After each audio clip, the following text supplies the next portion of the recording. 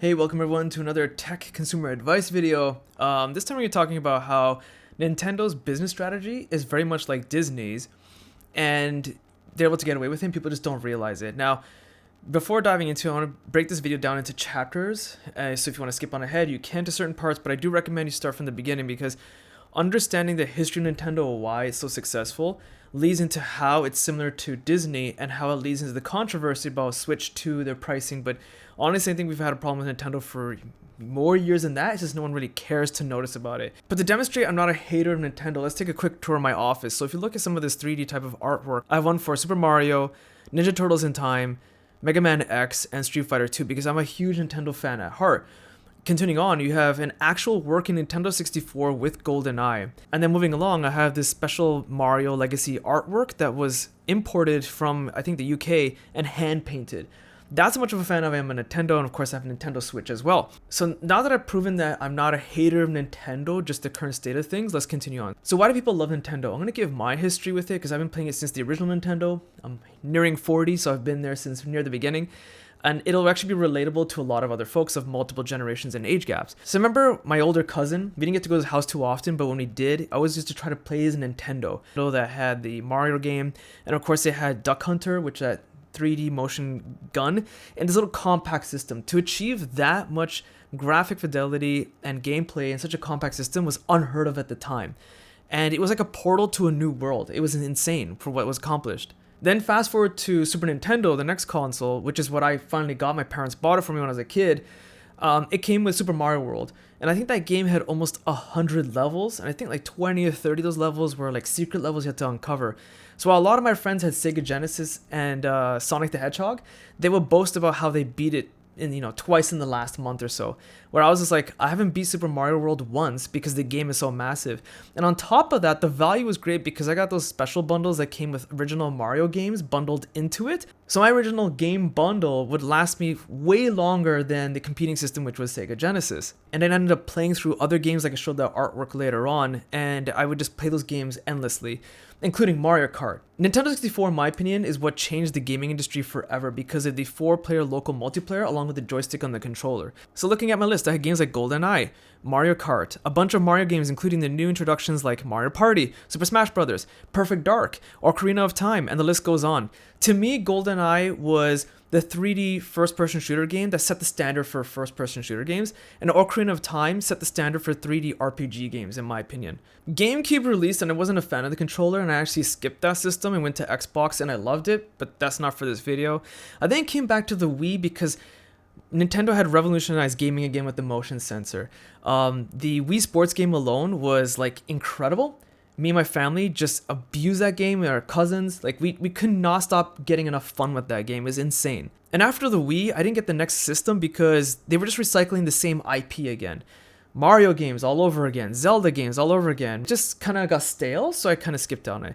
I finally got a Switch because of my kids. Nintendo's what I grew up with. Hey, it's still around. This is awesome. Let's get into it. I noticed a big problem with the Switch though that was been present for since like the days of Nintendo 64 is that when you have 4-player local multiplayer mode, frame rates drop like crazy. And these aren't graphic intensive games. If you look at Mario Kart 8 Deluxe, that's just a rebranding of Mario Kart 8 from the Wii U, but it wasn't optimized any better. Some games weren't optimized well, like Super Mario World 3D on the Switch, where I would overjump platforms a lot. And I was like, how can I suck at this video game, but I'm good at other ones?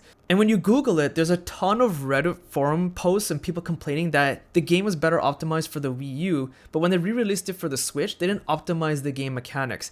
So the platform jumping was horrible on the Switch. But if you look around, game reviews from tech journalists and just regular gamers give it rave reviews despite the game being finicky compared to its original form. And I regret buying that game at full price because Nintendo is notorious with never putting their games on sale because they know it's going to sell anyway. Just like Disney stuff, and I'll explain that shortly. Other games from third-party studios like Mario and Sonic Olympics 2020, once you introduce 3 or 4 players, the frame rates drop like crazy once again, but again, it's not the most graphic-intensive game. In fact, it's overly simple, but Nintendo has their branding on it, so they approved this game to be released. I also got to borrow Team Sonic Racing for the Switch, and on 4-player mode, the game frame rate was so horrendous, and the graphics became so terrible, we just returned it. In fact, even one of my 4-year-old sons, because he's twins, said he doesn't like playing it anymore.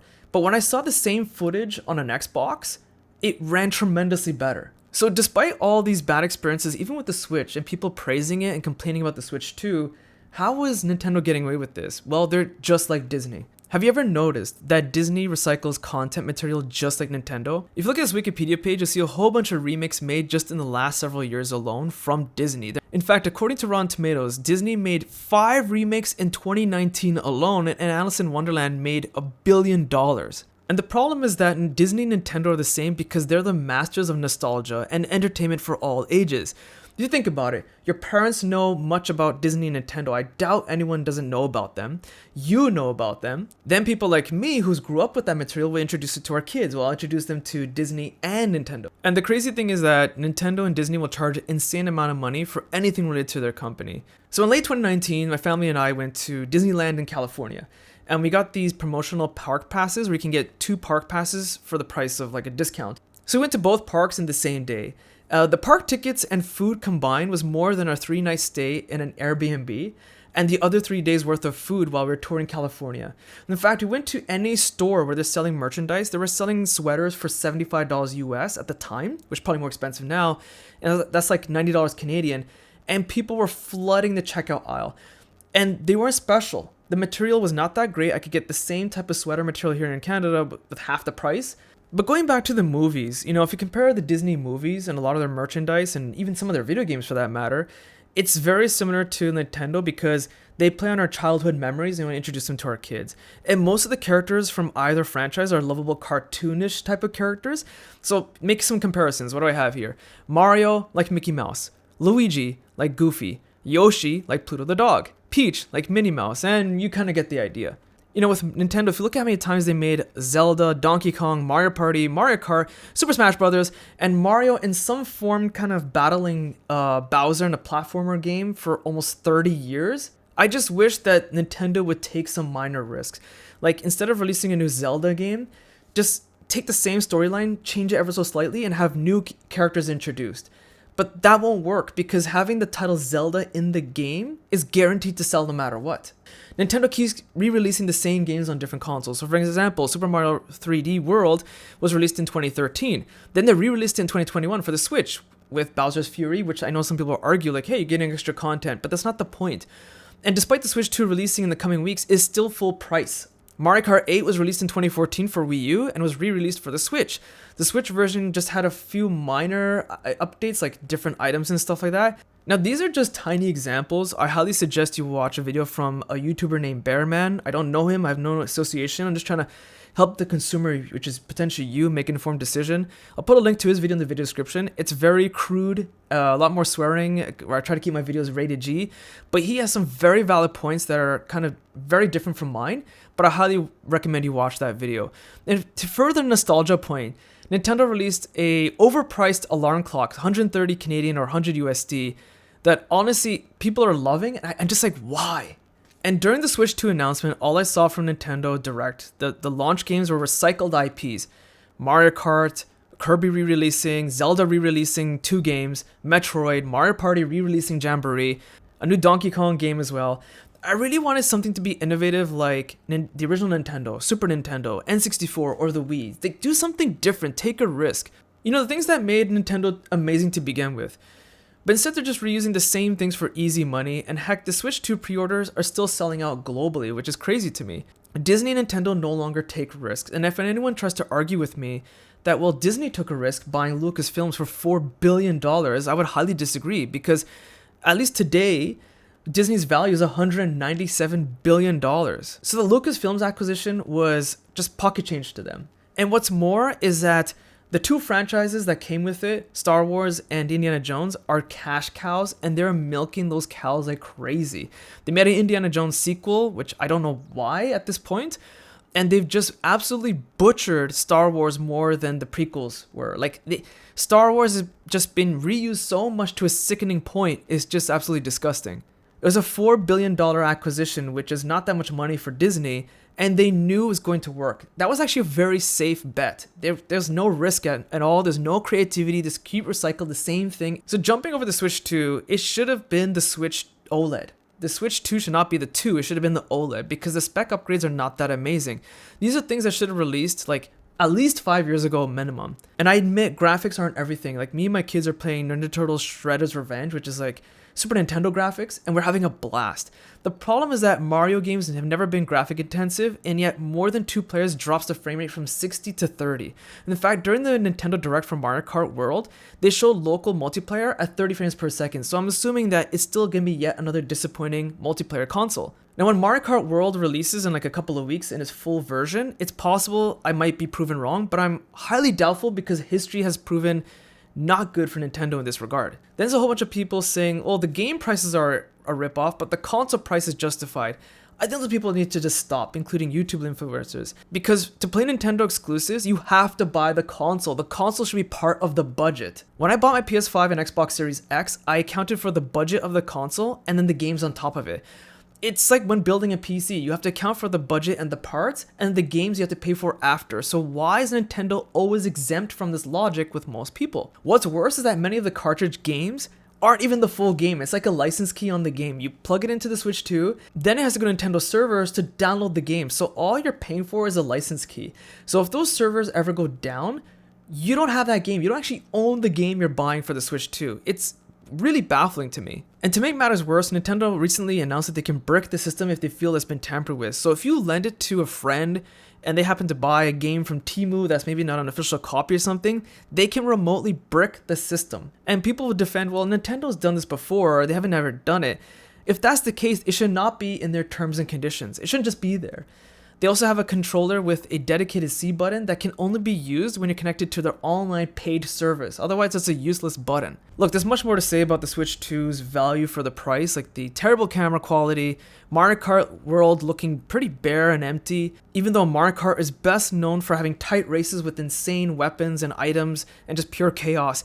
You can't do that in this game from what I can see. The Switch 2 tutorial game is $10 US when it should have included with the system, just like Reggie did for Wii Sports and Wii in the North American release. He fought tooth and nail to have that game included with the Wii, which is a brilliant idea. Most people internationally didn't have that game included, and they missed the full potential and fun and enjoyment of understanding what the Wii is capable of. However, influencers are another problem, including tech journalists. And then you have like tech journalists, which are saying that the Switch 2 backwards compatibility is amazing, and then kind of tearing into the competing consoles, which is full of false information. And the people in the comment section also agreed with me, and they just ripped apart this article for being completely false. In fact, even YouTube influencers have kind of lost the plot, in my opinion. So I'm going to play a clip from this other video, and I'll show it to you, in which he's recapping an interview that Nintendo developers had with some sort of outlet. I can't remember the name of the outlet, it's not important. But in this video, he's talking about how the developers had this conflict of should the Mario characters eat a burger while they're racing. And he's saying it's how one of the most amazing things he's ever seen in Nintendo history. In fact, he's even comparing it to some iconic moments that he lists. So I'm not going to say it, just watch it for yourself and how nuts this is. When I first saw it, it was a magical moment. You know, you look at iconic moments in Nintendo history, Link coming out of the cave and going up to the plateau and like looking out over Hyrule, or like Mario coming out of the warp pipe into the castle gardens in Mario 64. A Mario Kart character whipping out a burger and eating it, like that's something special right there. So he's comparing some of the most iconic moments in video game history, not just Nintendo, video game history in general, to Mario Kart characters eating a burger. And then later in the video, he's like, hey, I'm not justifying the $80 price tag, but the entire video is just an ad for Mario Kart World. And he's praising that it took almost 8 years to develop this game, despite them recycling the same race tracks from other video games. So if you look here, this track is some sort of ice cream track. I can't remember what it is, but I'm playing on the Switch, the original Switch, because I have Mario Kart 8 Deluxe. There's almost nothing different here. So what is truly innovative? Nothing here that I can see. I don't know what he's praising. I don't think he understands that the developers doing this interview are to market the product. That's exactly why they did an interview. They will overhype even the smallest detail. And this is where the nostalgia is just gone absolutely bonkers with folks like this YouTuber and some of the tech journalists. People like myself grew up loving Nintendo and Disney because they took risks. They experimented, said, what will customers love? Let's do it and have fun with it. You could feel the love and passion in their products, and it felt amazing as a customer, and you felt loyal to them. Except Brand loyalty generally is just a bad idea, and especially in these two circumstances with these two companies, because you're not being loyal to a brand. The brand is not a living, breathing entity. It's the executives making billions or millions of dollars at the top, raking in the amount of money, but treating customers just like a number, because that's exactly what you are to them. For a while, I was on the fence, should I get the Switch 2 or not? Because I don't buy a lot of video games for my sons. So when I do, I'm like, do I spend the extra cash? But I've opted to skip on the Switch 2, unless they dramatically reduce the pricing on the games and the console. If not, I think I'm just gonna skip the Switch 2 altogether, let a backlog of games pile up, and maybe get the next Nintendo console if it's justified. That's exactly why we have such a backlog with the original Switch. I plan to invest more in the Switch itself because me and my sons have a ton of games to play. In fact, I'm gonna do something now that I haven't done since my days on Nintendo 64 when I had a paper route and had to buy games. I'm gonna buy used games for the original Switch. I plan to eventually buy Super Smash Brothers. I'll buy it used on eBay, the cartridge, and pay someone else the money instead of giving that money to Nintendo directly. In fact, I've introduced my boys to the Xbox Series X because I was collecting dust, and the game operates incredible. Playing games like Shredder's Revenge, which I mentioned earlier, Minecraft Dungeons, there are far better smooth operating options available to you. So if you're on the fence, you're not sure what to do, maybe this video helped you make a decision, maybe you're a Disney or Nintendo loyalist and you hate this video, hey cool, whatever. Disney, $197 billion value. Nintendo, estimated value is almost $107 billion. Don't get misinterpreted by their cutesy, artsy characters and the nostalgia factor. They're businesses at the end of the day. So I hope you found this video useful. If you did, be sure to check out my social links and website link in the video description. Hit the like button and subscribe. It literally helps my channel grow. And thanks for watching.